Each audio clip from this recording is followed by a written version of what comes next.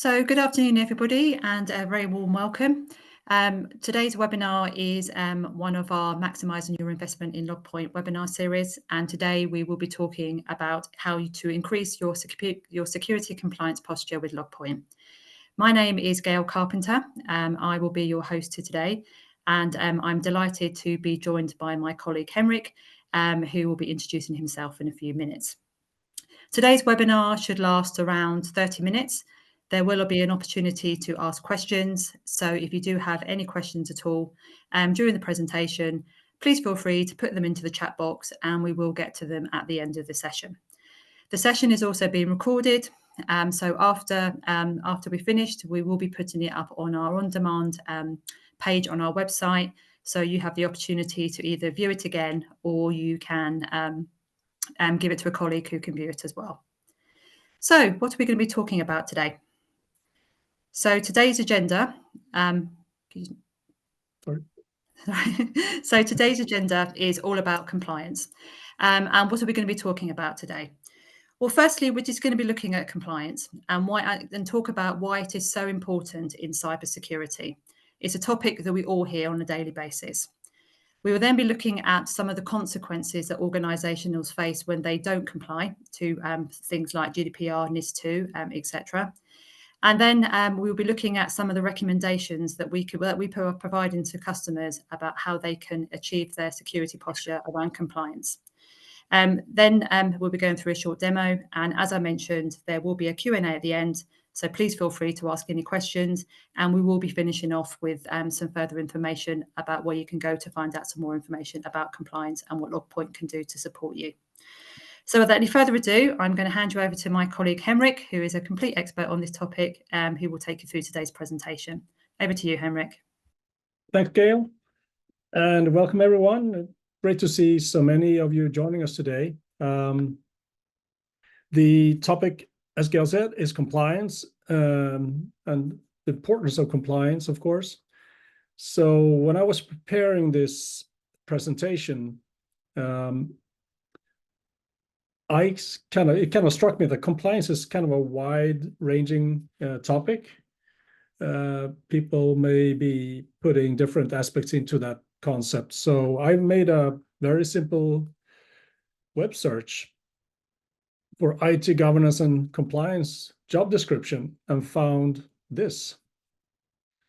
You should perform and investigate internal and external information security risks and exceptions assessments.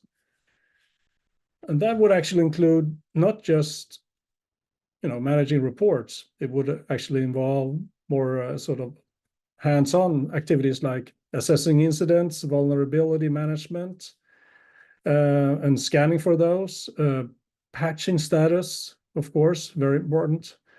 Make sure that the security baselines are relevant and updated, looking at penetration tests, phishing attempts, social engineering, both testing and also working with attacks you see in these regions. So when you think about it, a compliance officer actually has a very difficult role, if you ask me. You have to be quite technical and savvy, analytical, and also understand the legal aspects and be up to speed on the latest regulations and their updates. And then, of course, you also have the budgetary part of the whole equation. So it's certainly a challenging role, and it's not becoming any easier. I thought this was an interesting point to start, because normally when you think about compliance, it's mainly about just making the auditors happy, but it's much more than that. And especially if you find something that is out of the order during your compliance work, which for instance could be an incident, you also need to get into the incident management of those. So everything needs to sort of hook up together. And even though the compliance office might not be the ones actually doing the incident management, there still needs to be pretty good communication between those teams and understanding what needs to be done.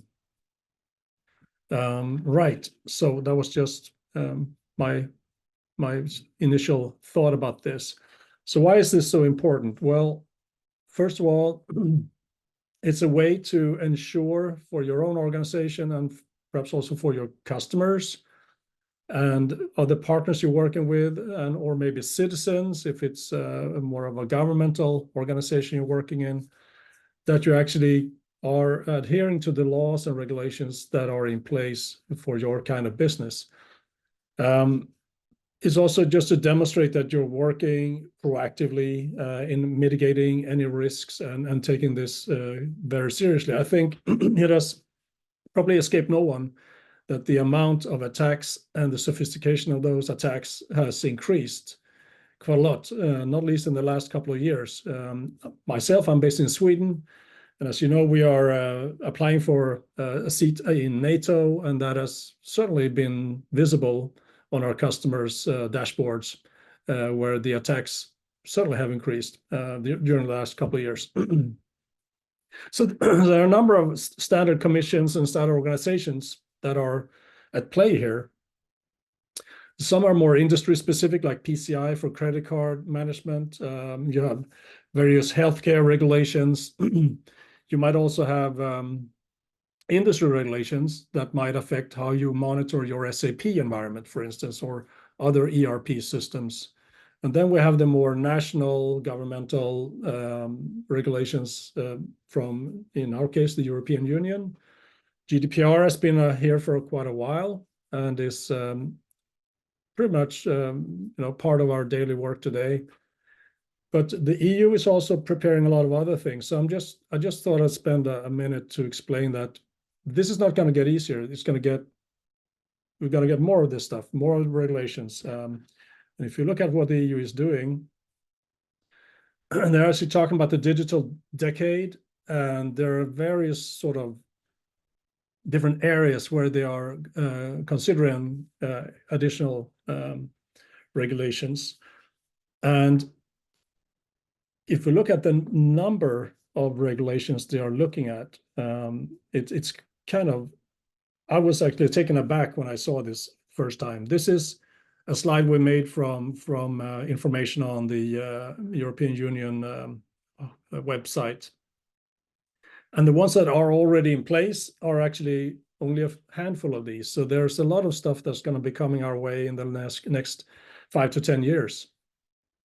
And the chief lawyer at one of the large healthcare organizations here in Sweden, he called this actually a carpet bombing of various regulations that will take quite a lot of time and effort to get sort of invested in, both understanding them and also setting up the controls for those.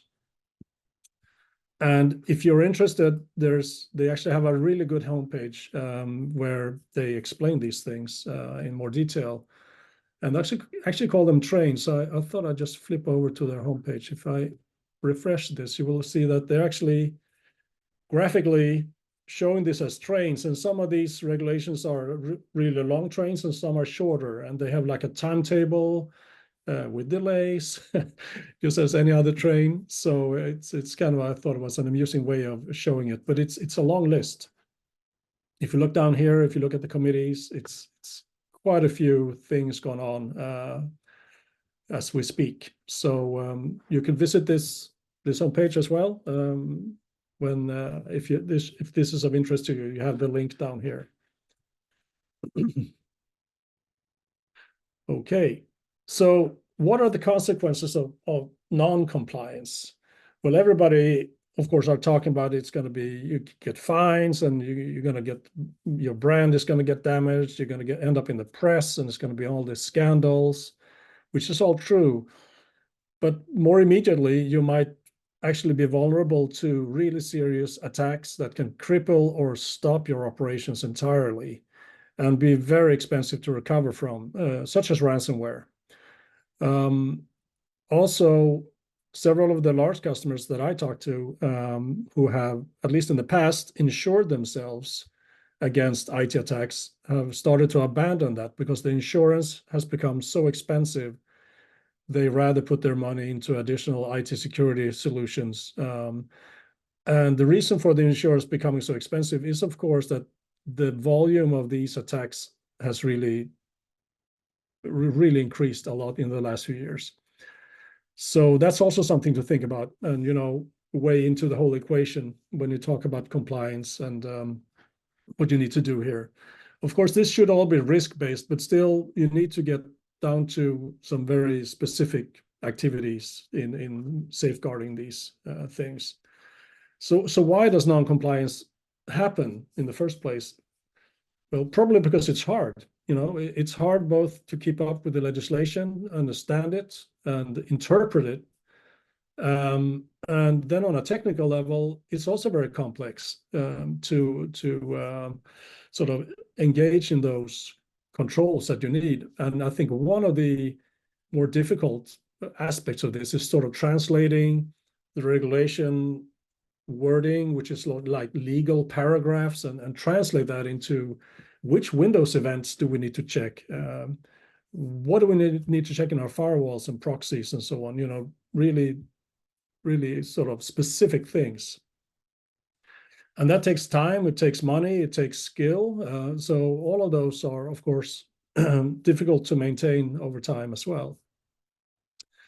And then if you look at it from a technical perspective, most organizations have a rather complex IT environment with a lot of security solutions you've invested in. So I spoke with a bank which had probably over 50 vendors just in the security space.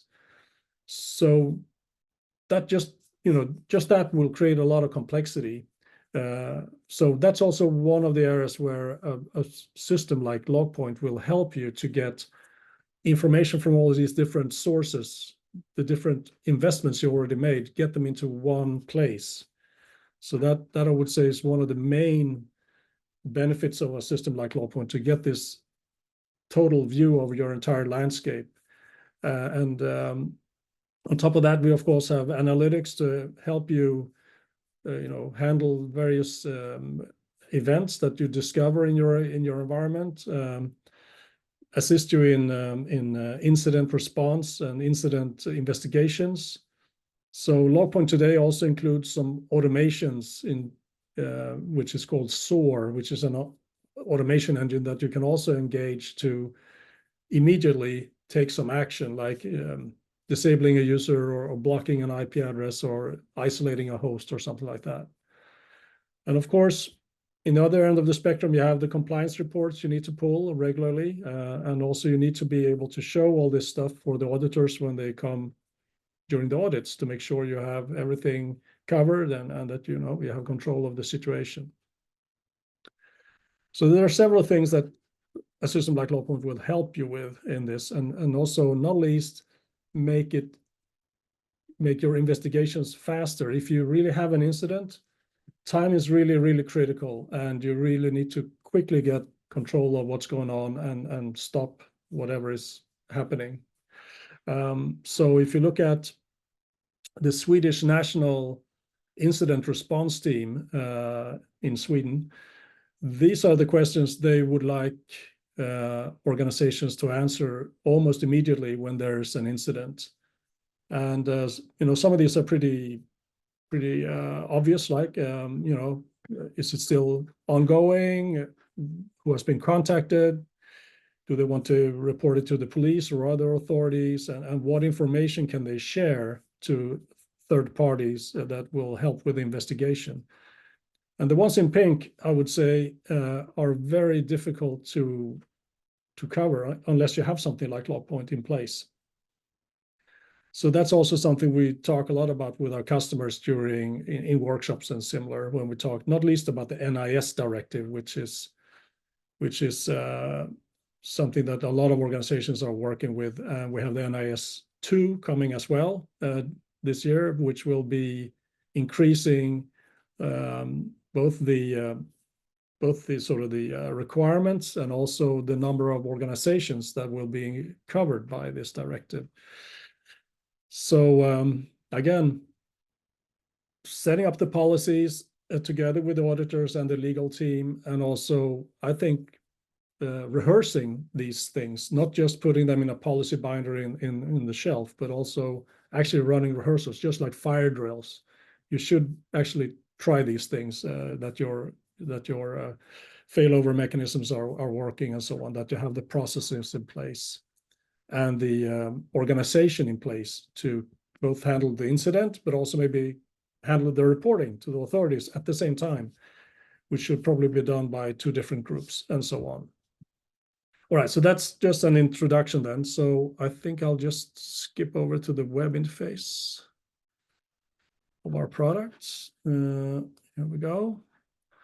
So one thing that we help with in Logpoint is that we have quite a few both dashboards and report templates and so on out of the box that you can deploy and at least use as a starting point. So let's see if I can find my little here. So you probably, I looked through the list of participants, and you can see there are quite a few long-term customers on this call, so that's great. Recognize quite a few names. So on the service desk in the products hub, you also have all the integrations that we have, right?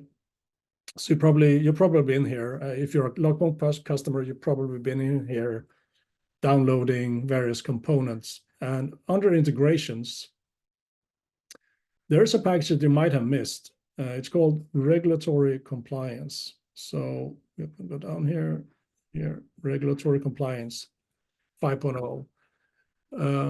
If you've been a customer for a long time, you might want to check in your system that you have this package to the latest version. Otherwise, you can just download it here and import it.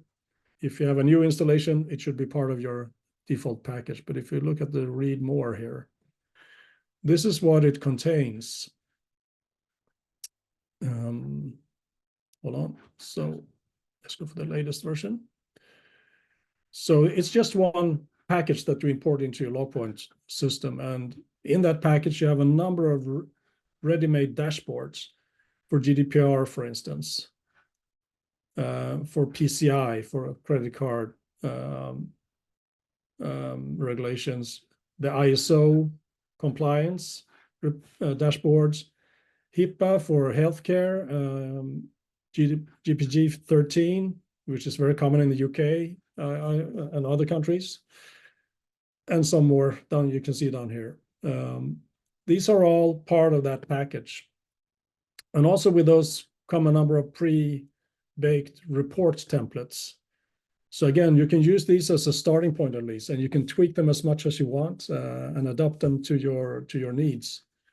And that's another side of the compliance game, is that when I talk to 2 customers that in theory should be sort of adhering to the same regulations, their lawyers might not always agree to what level of detail they need to go into. So there are certainly sort of differences between different organizations in how they address reporting, for instance. But you can tweak and edit these as you want. So you can see there's quite a lot of stuff going on in this package. So if I go back into our demo system here, one way to start a dashboard is by just clicking the plus sign in the dashboard section and go to vendor dashboards and search, for GDPR, for instance. So here are the GDPR dashboards that I haven't activated yet.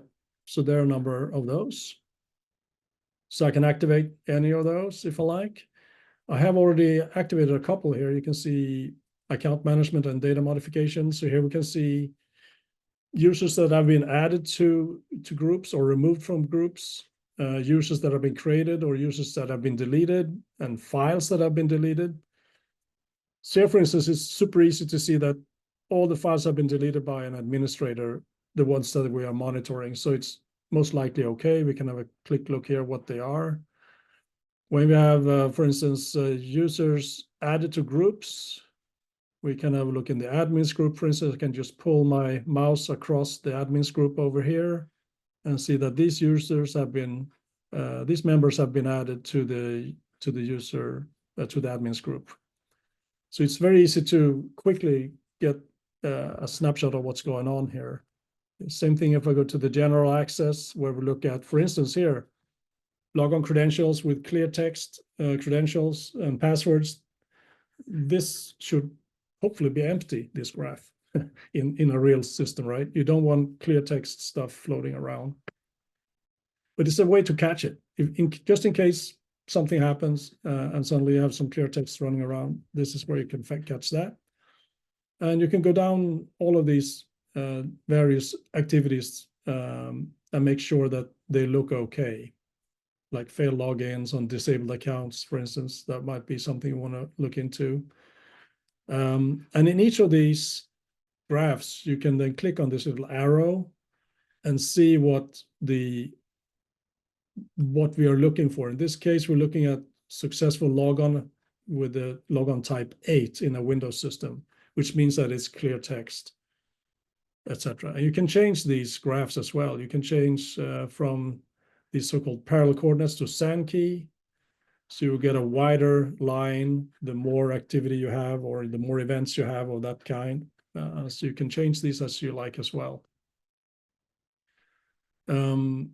Right, so from here, you can also go into the logs themselves. You can just click on something. If I look at this Nicholas Mathis here, let's say I think it's really strange that he has been added to one of the security groups. I can just go in here and view the logs like this. I get the logs behind that little bar that I clicked on. Here the logs are. And I can then from here, immediately I could, for instance, start a playbook in the SOAR that would isolate, that would sort of disable this user. Or I could start something called a search template from here. Let's say the help desk one. That will look at, I have a password thing that is pulling tricks on me here. Nico Star. I can just update this to see, well, his account has not been locked, but maybe he turns up in this one. And we can see that this guy has been in Japan, the Netherlands, Canada, US, and so on within 3 hours, which is probably impossible. So something has happened here. We need to look into this guy. You know, that's the kind of incident response you can do directly from a compliance dashboard, for instance. And then, as I mentioned, these are also available as reports, report templates. So if we go into the templates here and look at the vendor templates, this is where you will find them. So here we can just search for GDPR again, maybe. Here are the GDPR report templates. We could actually clone one of these. This general access is the same as one of the dashboards I showed you. So I can just clone this to make my own personal copy. Then I can go in and edit it. So if I go back now to my templates, I have it here. I can now click on it. I can edit it. You can see here's the template. So each section in the report has an expression that will search my logs for something very specific and presented in the report. So you can go in here and edit this any way you want. You can add stuff to it, remove stuff. You can schedule it. You can get it emailed automatically every month or whatever you want. So let's say monthly report in certain time zone, whatever. I'll just pick one. And various formats. You can have it sent by email and so on. You can set a password on it so that it's safe for floating around and so on. So that's how easy it is really to bring up one of these reports and start adjusting it to your liking, really. And once you run it, it will also appear here in the inbox, where you will be able to see some of the, well, maybe I have a test report that I ran previously. You can see if that came out okay. So this is what a report could look like with a table of contents and so on. So these are really the same things that we were looking at in the dashboard. And we go down here. Eventually, we're going to get into the meat of the report. Log on credentials with clear text. That's the one we looked at. These are the users and the Windows and the machines and the IP addresses and so on. So you can go through this, and you will also have it in your report inbox sitting there, so you can prove to the auditors that you're pulling these reports and so on.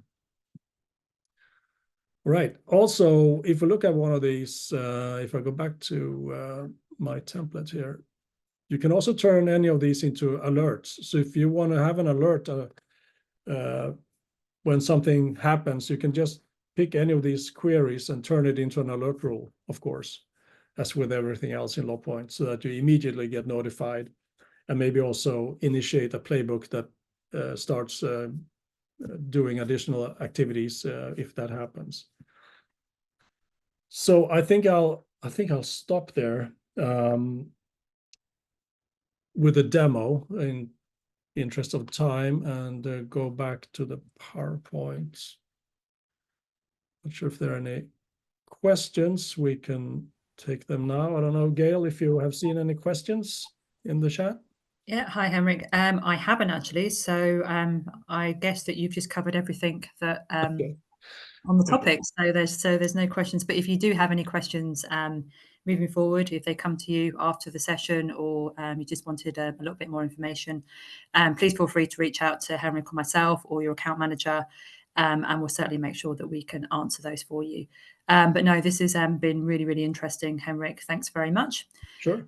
So just to finish off, so if you would like some further information, and if this has piqued your interest to find out much more about compliance, we do have a lot more information available to you. So firstly, we've been doing a lot of work around compliance, and so we've been putting together some blog posts.